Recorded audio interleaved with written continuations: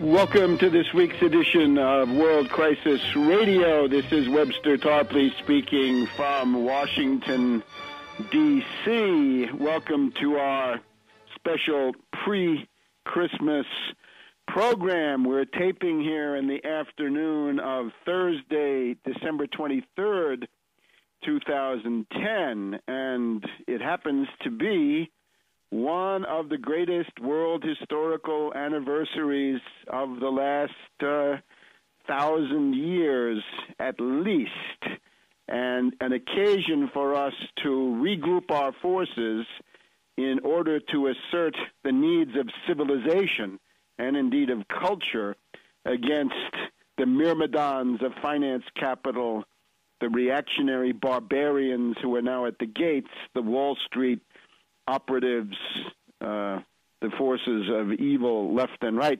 And this is the birthday, well, not the birthday, but it's the anniversary of the conception of the modern state, not of the birth, but of the beginning of a process of gestation. And as I speak to you, it's about 1 o'clock in the afternoon here Eastern Time, and it's just about 700 years ago, right now, to the hour, that the Emperor Henry VII of Luxembourg entered the city of Milan in northern Italy and set into motion the process leading to the first prototype of the modern state. And the significance of this, the reason that we know a great deal about it, is because this is a political operation supported most vehemently and most energetically by the great poet Dante Alighieri. This is Dante's emperor, Dante's candidate to restore the authority of the Holy Roman Empire in northern Italy. And the immediate effect of this is not a success in the terms that Dante might have defined it in advance, but a huge success nonetheless in the extent that the government, the regime that emerged in Milan as a result of the events of 700 years ago right now, today, December 23rd, in the early evening, this government is the Visconti family regime in Milan, which by about 1390, 1400, 1401, 1402, had produced the Milanese state of Gian Galeazzo Visconti, the prototype of the modern state, the original, if you will, from which Louis XI of France in the 1460s and Henry VII of England a decade or two later copied. And it was this Milanese state that brings together the ingredients of the modern polity that we need to preserve, because it is under unprecedented attack by the financiers, by the forces of neo-feudalism, with their left-wing legions, their Obama Kool-Aid cult, and their right-wing legions, their Tea Party fanatics, right-wing anarchists, the cokeheads, the kochheads, the koch fiends out there on the extreme right. And, of course, proto-fascist elements strong in both of these coalitions, both of them at war with the U.S. Constitution, both of them profoundly hostile to American traditions in that sense. No conservatives to be seen, only reactionaries of the extreme right and fanatics of the left, the radical environmentalists in particular. So the Emperor Henry VII was carrying out a traditional process of having been elected Holy Roman Emperor.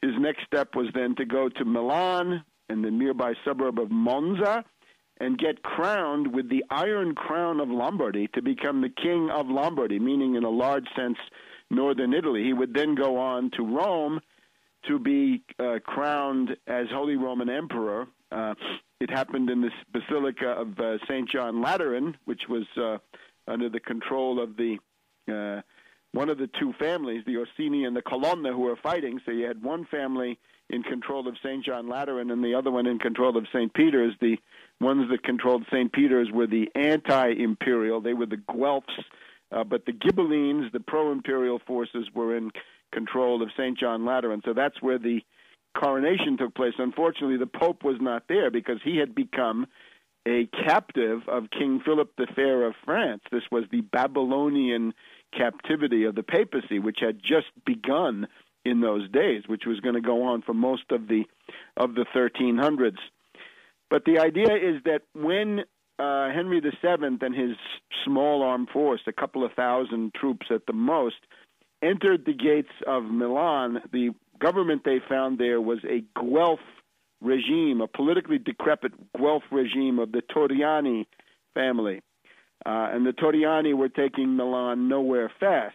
The policy of Henry VII, as Dante had hoped, was to favor the return of internal exiles. That is, a Guelph city would kick out the Ghibellines. The idea was they should go back. A Ghibelline city would kick out the Guelphs. They should also be allowed to go back. So reconciliation, law and order, and an end to this constant quasi-civil war between the two gangs, really, Guelphs and Ghibellines, not having too much to do with the nominal devotion of the Guelphs to the papacy or the nominal devotion of the Ghibellines to the Holy Roman Emperor, but really just being a conflict of two gangs over the spoils. So the idea was to bring an end to that. That was the hope that Dante had. If we look at the Divine Comedy, right in the beginning, the first canto, we find the prophecy that Dante is confronted by three beasts who put him into extreme difficulty. He's lost in the wood of error in the middle of his life, and he's confronted, first of all, by a lion, pride, then by a leopard, lust, and then, most dangerously of all, by a wolf. And the wolf is the symbol of avarice, the love of money, greed, radix malorum est cupiditas, the love of money, the greed for money, is the root of all evil. And that's the one that he can't deal with. He can deal with pride, he can deal with the leopard of incontinence, but not the wolf.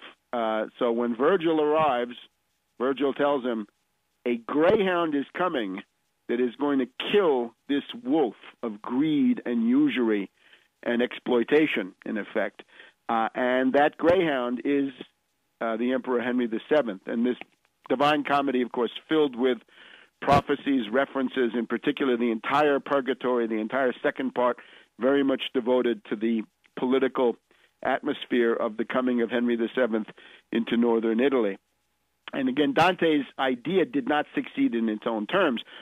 There was a backlash on the part of the Guelph cities against Henry VII. The Ghibelline cities welcomed him. These were places like Verona, like Pisa, like Arezzo, like Mantua, Modena.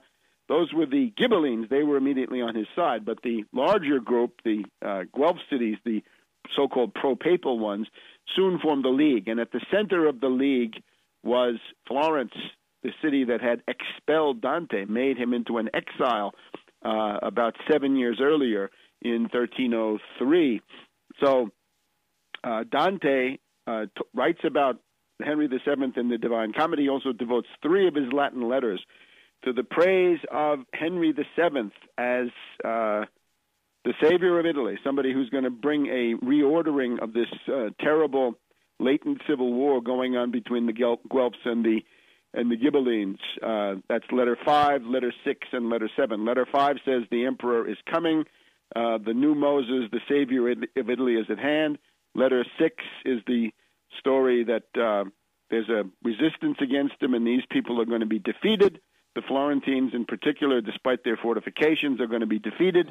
And the 7th is that Henry should not waste time going after the smaller cities. He should march directly on Florence, Dante's own home. This is a example of rising above narrow devotions towards the cause of civilization in general. And we'll be back in a minute.